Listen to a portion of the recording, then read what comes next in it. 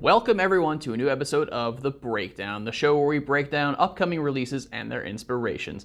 I am Justin, and on today's episode, we are talking about some characters of some titanic proportions as we break down Godzilla x Kong: The New Empire. Godzilla and Kong are two of the oldest characters in cinema, with some existing in the earliest days of the art form. Kong starts all the way back in 1933 with the debut of King Kong. The film was a massive achievement in filmmaking with its groundbreaking use of stop-motion animation, matte paintings, rear projection, and miniatures, all done by animation pioneer Willis H. O'Brien. The film would also be a massive box office hit, grossing over $5 million against a budget of $60,000. The film would also be remade once in 1976 by director John Gullerman, and a second time in 2005, most famously by Peter Jackson, shortly after he finished the Lord of the Rings trilogy. Kong would also gain massive popularity in Japan during the 1960s, leading to films made by Toho and a crossover with the other guy we're here to talk about. Godzilla, the King of the Monsters. First debuting in 1954 with his first film, Godzilla, would also become a cultural phenomenon. Directed by Ishiro Honda, serving as Japan's first real dive into the trauma of the atomic bombings of Hiroshima and Nagasaki, all cleverly disguised as a creature feature. The film would also create a massive leap forward in special effects with the creation of suitmation, a technique that would be used in Godzilla films all the way until 2016.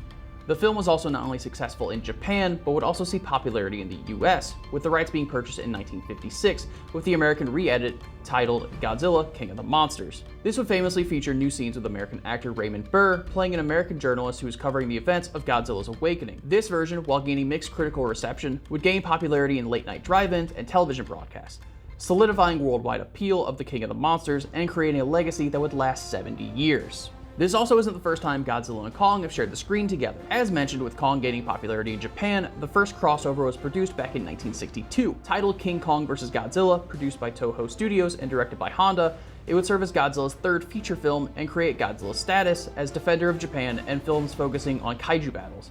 The film was an incredible success, still being the highest attended Godzilla film in Japan. This would also be the only time Godzilla and Kong have met for a Japanese production. Kong will receive another film, King Kong Escapes, in 1967, directed by Honda, in which Kong fights a mechanical version of himself, and Godzilla will receive sequel after sequel, introducing other famous kaiju with the likes of Mothra, Rodan, Anguirus, and his two most famous villains, King Ghidorah and Mechagodzilla, spanning across 4 different decades: Showa, Heisei, Millennium, and Reiwa.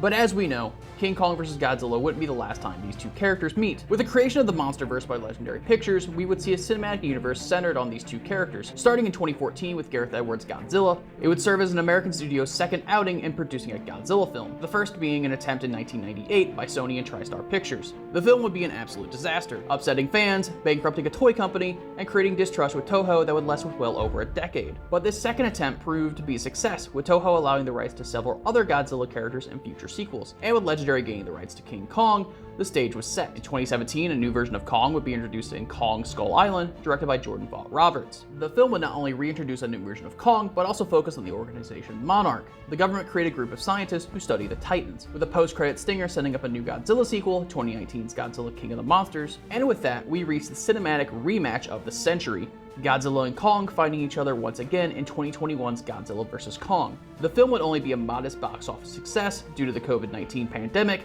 but would gain massive popularity on streaming with HBO Max, leading to Legendary focusing on a new television series, Monarch, but also greenlighting the sequel, Godzilla x Kong. And that is everything you need to know before diving into Godzilla x Kong: The New Empire. We hope you enjoy seeing it here at Marcus Theaters, and you can grab your tickets online through the app or here at Box Office, and we'll catch you next time for another breakdown.